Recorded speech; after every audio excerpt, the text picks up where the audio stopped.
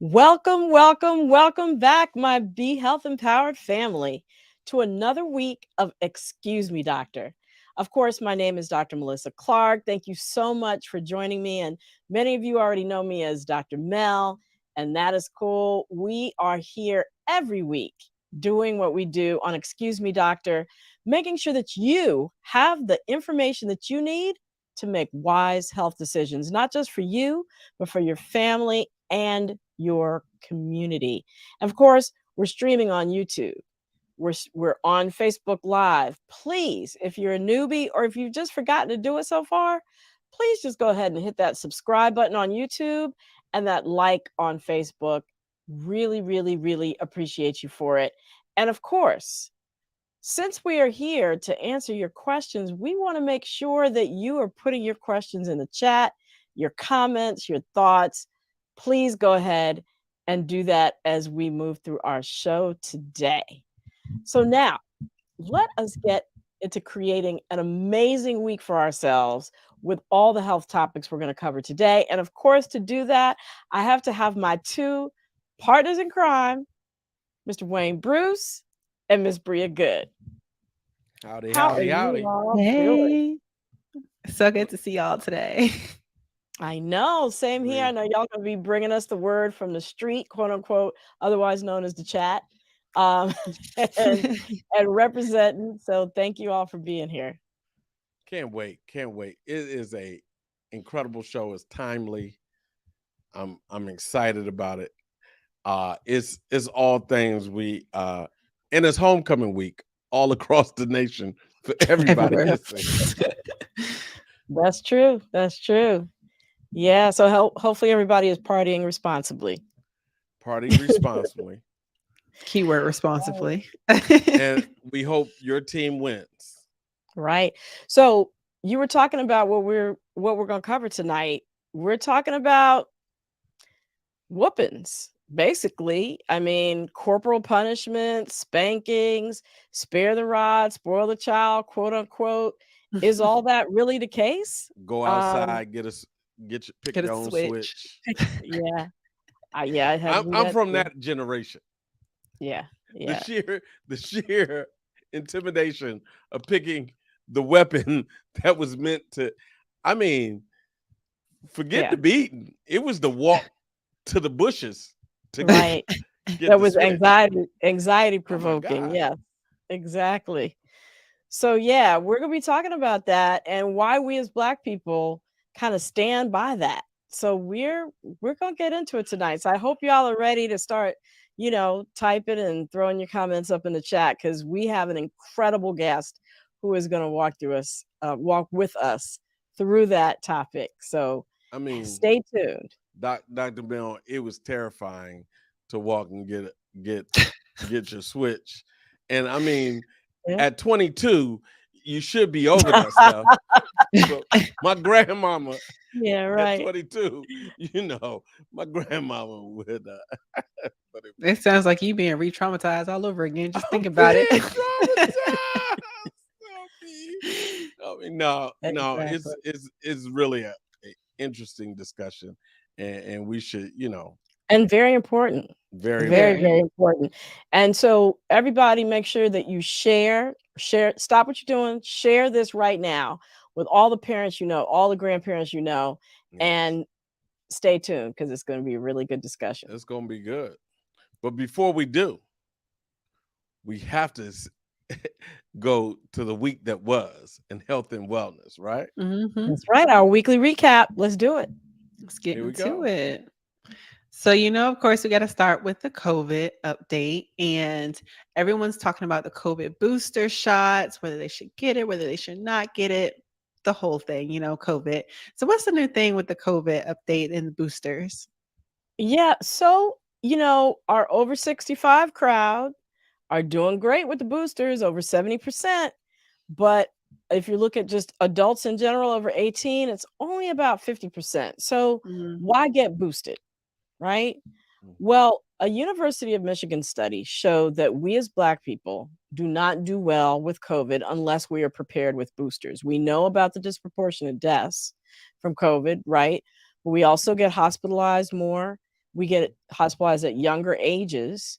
And if we come out of the hospital, which people rarely talk about, we tend to have more disability, more likely to have to take longer to go back to work, more Mhm. likely to be readmitted to the hospital Wow. within 60 days. And if we need those work accommodations, guess what?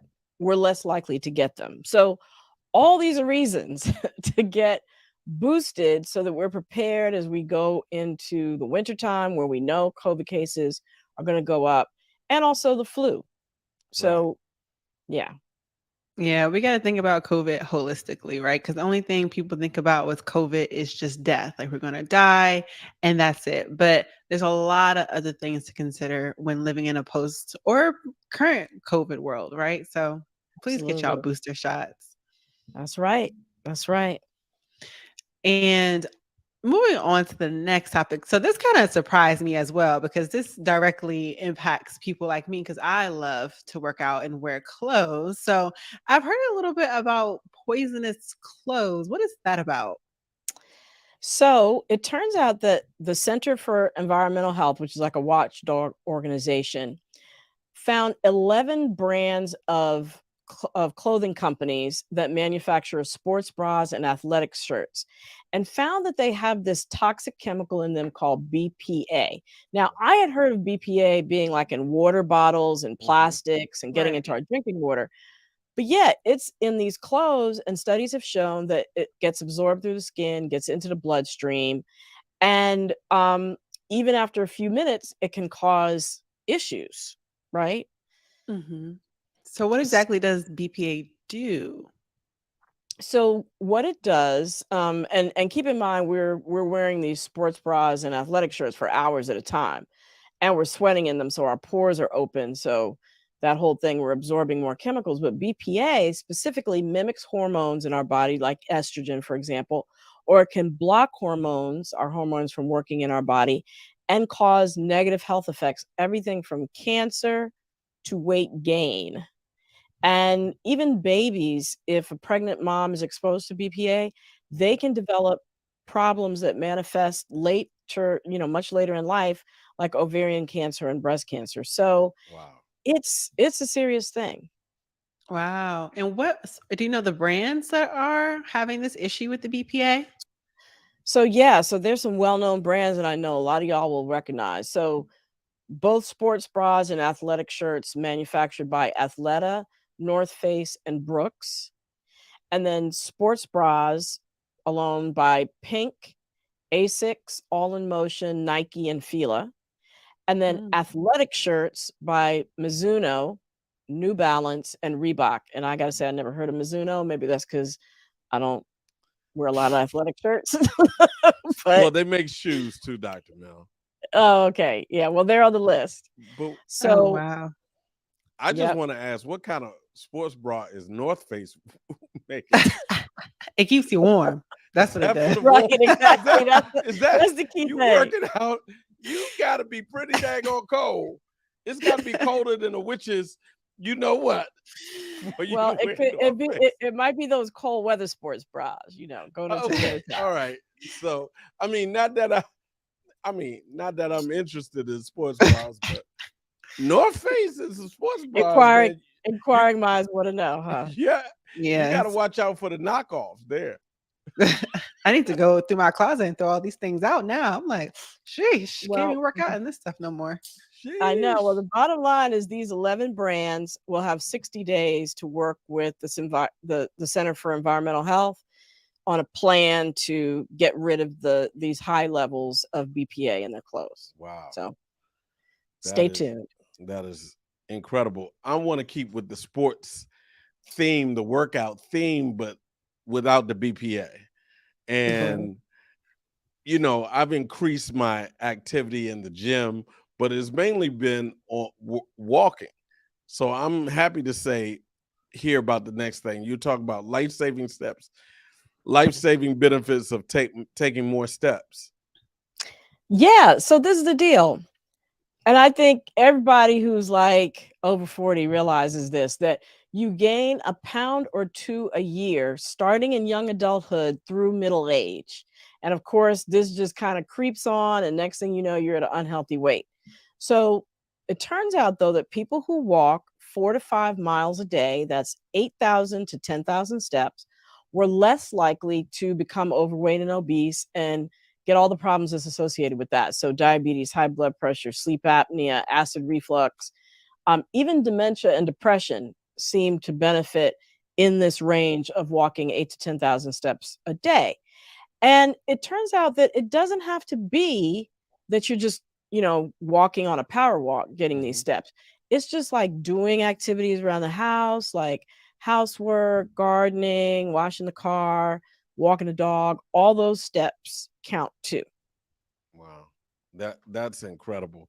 I mean, because I was thinking you had to get on the treadmill, so that means I can walk around my house. Yes, you can walk around in the so house in a so circle. I can get rid of the treadmill. Yeah, as long as you're getting it in through activity and walking around, yes.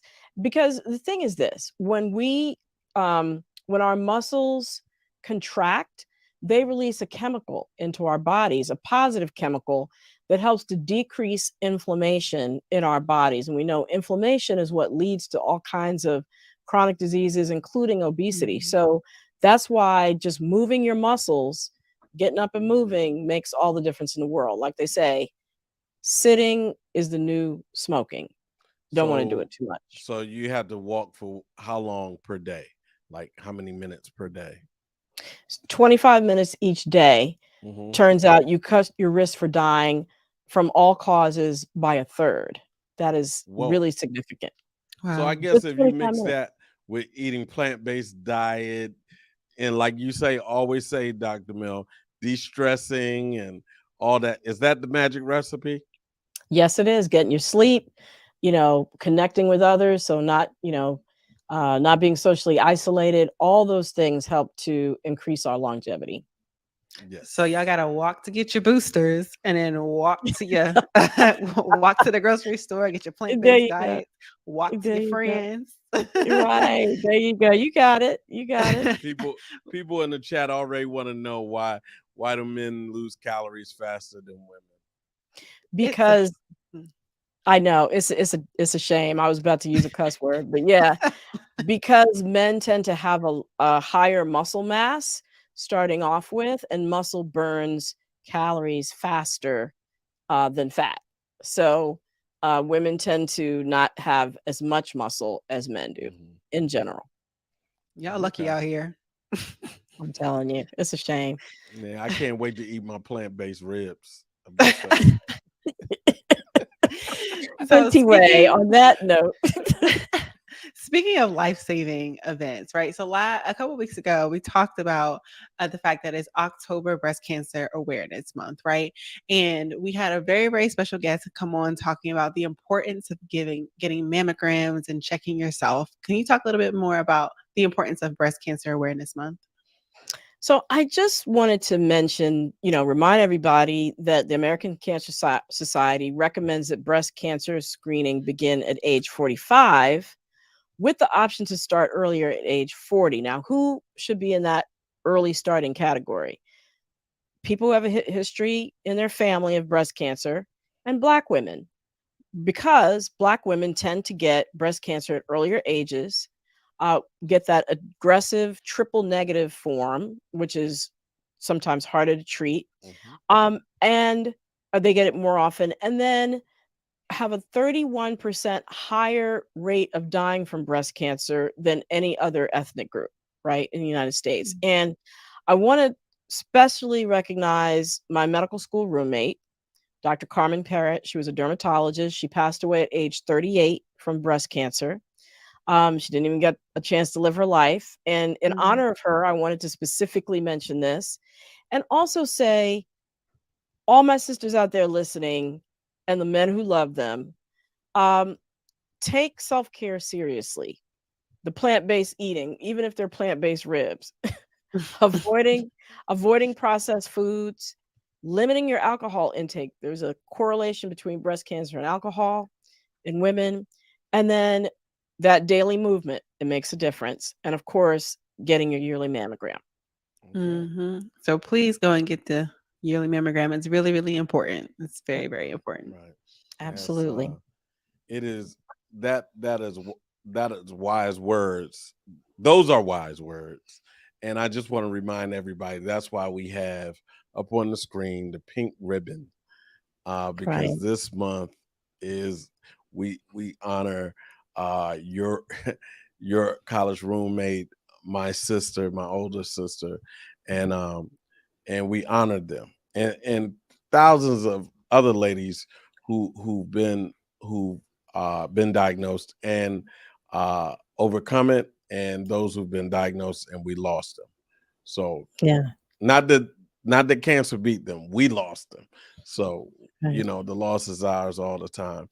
But I want to move on, Dr. Mel, and talk about our young people. It kind of plays into tonight's topic that really they're finding out that young kids and young people 19 and under really aren't okay right now.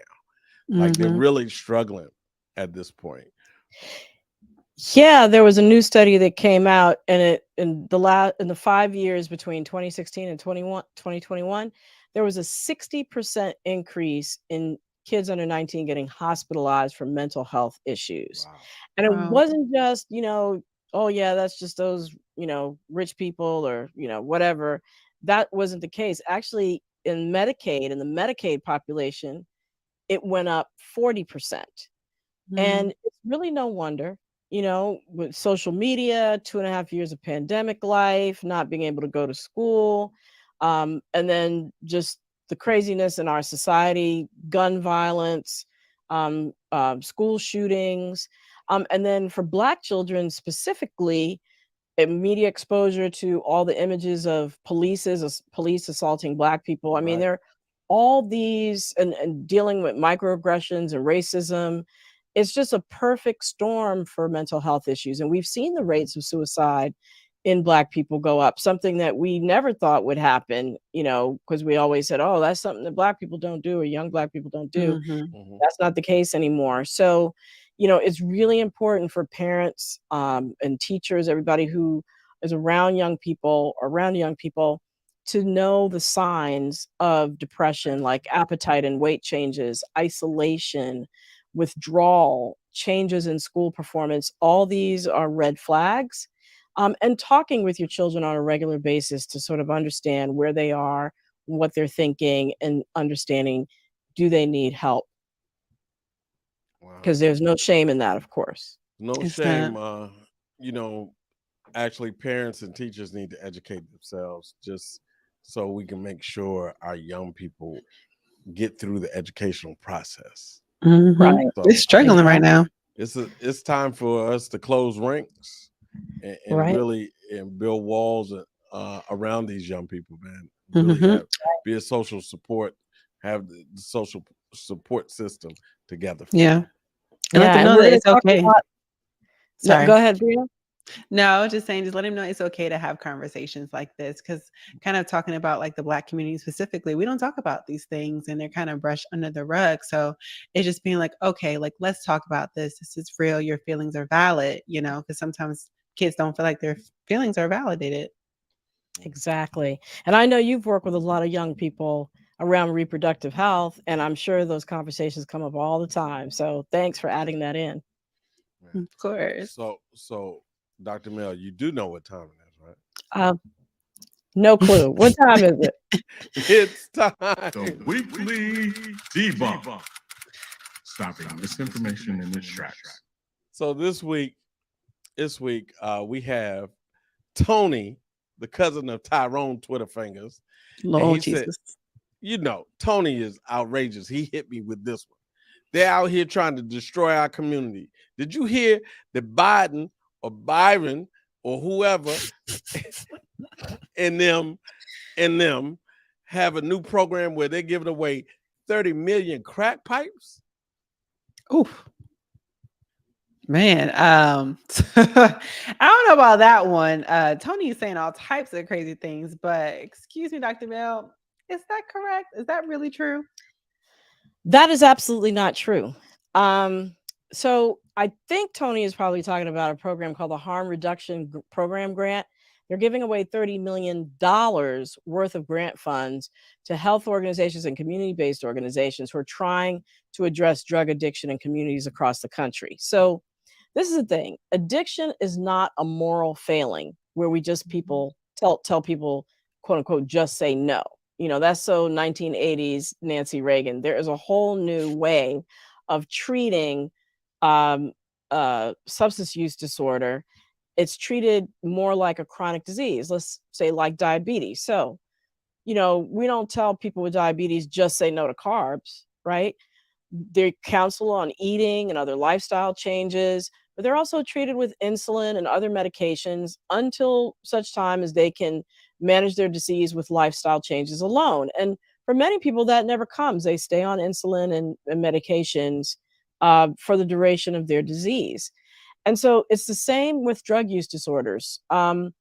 People with addictions need to be treated sometimes with medications and what are called harm reduction strategies, interventions that keep them safe even when they are using drugs. They may relapse or may continue to use intermittently. And Mhm. so these federal funds allowed for the purchase of safe smoking kits that include rubber mouthpieces, brass screens, lip balm, disinfectant wipes, no crack pipes. And the purpose was to stop the spread of disease from sharing pipes or sharing needles. And I should say that doesn't just protect the user, it also protects from infectious other people who they come in contact with from infectious diseases like HIV or hepatitis that can be contracted from unsafe practices around using drugs. So get the facts. Please tell Tony that's not true. Tell him don't believe the hype. Tony outrageous, man. That whole Twitter family sometimes will be just trying to set my phone on fire. Right. They go from safe kits to crack pipes. I don't get the Yeah. correlation. It was a big jump. It was a big jump. But Man. anyway, thank you all. We're going to see you all back really soon because it's time to fold into what we are here to talk about tonight, which is tackling a subject that everybody has a strong opinion about and considers themselves an expert on: corporal punishment, otherwise known as spankings or quote unquote whoopings. A 2015 Pew Research survey found that Black parents are more than twice as likely as white or Latino parents to use corporal punishment on a regular basis, and are far less likely to never spank their children. So, we're going to talk about this tonight. We're going to wade into these waters, and we have a special guest who is, I'm honored that she is here with us tonight, Dr. Stacey Patton. She's an award winning American journalist, college professor at both Morgan State and Howard University. Um, and most importantly for our show tonight, she's a nationally recognized child advocate whose research focuses on the intersections of race and childhood. And she wrote the book, Spare the Kids Why Whooping Children Won't Save Black America. Thank you so much for being here, Dr. Patton. Thanks for having me. It's an honor to be here with you. Absolutely. Well, I'm just going to go straight into it. What is the deal with spankings? Are they necessary to bring up a well-balanced, disciplined child?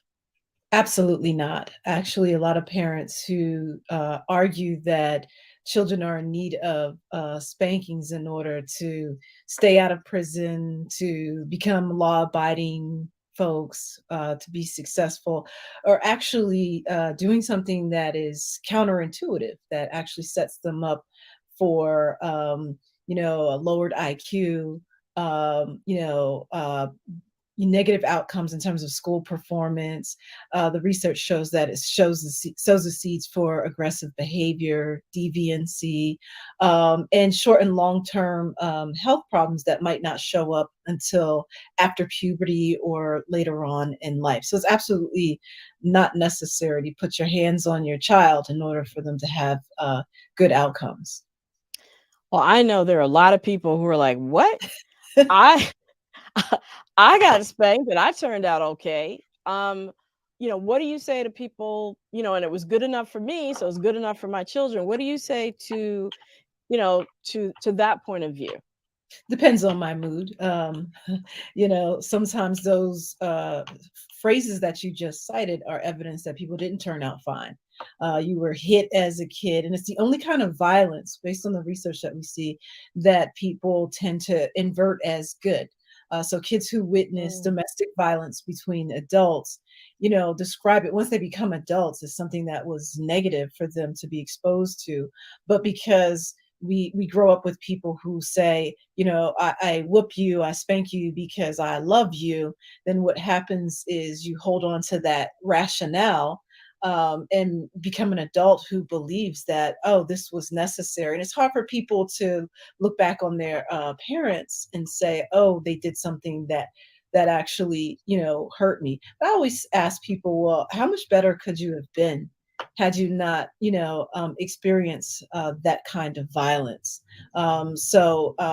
Yeah, that's always a red flag when, I hear somebody say, look, I'm not in prison today. I'm this good person today because somebody hit me. And when I hear Black people say that, I say, oh, you agree with masses logic, a longstanding logic that goes back to Wow. the plantation, that says in order to keep Black people in line, you have to process their bodies through violence. So wait a minute, before we go back in history, because Mhm. that's opened up a whole can of worms there, and we're gonna get to that. You said that parents will say, well, I love my child, that's why I spank them. And so there's this verse, Proverbs 13:24, that says, whoever spares the rod hates their children, but the one who loves their child is careful to discipline them. So Mhm. I'm sure you've heard that. What do you say, to that particular scripture? Well, a lot of people misquote it and say the Bible says, spare the rod, spoil the child. And that sentence isn't, even in the Bible. But you have to understand the Hebrew interpretation of the Bible, the context in which it was written, what the rod actually means. It was, there's a rod and a staff. So the shepherd, these are tools of the shepherd to guide and protect the sheep. The only time a Mhm. shepherd wielded a rod was to ward off wolves, to keep, the sheep from being attacked or devoured. And then the staff had this little hook on there, so you pull the sheep out from rocky areas, pull them back into the Wow. fold for protection. There's nothing about, beating sheep with a rod, because they were valuable and they were used as Mm. sacrifices to God. So you didn't want them scared and blemished and, scarred. So people don't Wow. have an accurate interpretation of the Bible. And also African Americans didn't, we're new to Christianity. The people who ended up on those ships from West Africa weren't Christians. We weren't reading the King James Version. It was illegal for us to read. And we didn't learn English for like the first century that we were in this country. So our interpretation of biblical scripture came from Massa. So we need to interrogate Right. how we came to Christianity. Right, and you're absolutely right. When it says whoever spares the rod, it doesn't say whoever uses the rod to beat their child. No, not at all. So, okay, you definitely opened my eyes on that scripture. So, um, we've seen the use of spankings go down worldwide, especially in schools. But just like that Pew Research study that I started off with, in the African American, Caribbean community, sort of throughout the diaspora outside of Africa, it's really, you know, spankings are embraced and considered necessary. Why is that? And I have a feeling it has to do with some of the stuff that you've already brought up about our experiences in slavery. Mhm. So on the data, the majority of children worldwide are still being hit. And corporal punishment is still being used since the 1970s, late 1970s, when Sweden became the first country to ban it. We've seen a slow and incremental decline in the use. In the United States, the majority of parents across race and ethnicity are still hitting their kids. African Americans do not hold a monopoly over this practice. We just, in terms of raw numbers, are just slightly higher, but there's not a huge, statistical difference. Mhm. With the exception of Asians, all racial and ethnic groups embrace corporal punishment and use it to hit their kids. Every state has a law that says how you can appropriately hit a child. 19 states still allow paddling in public schools. Black children are disproportionately targeted for teachers, coaches, and administrators to hit them. And there's a different kind of cultural specificity amongst Black folks as to why we embrace this. And it's a byproduct of colonization,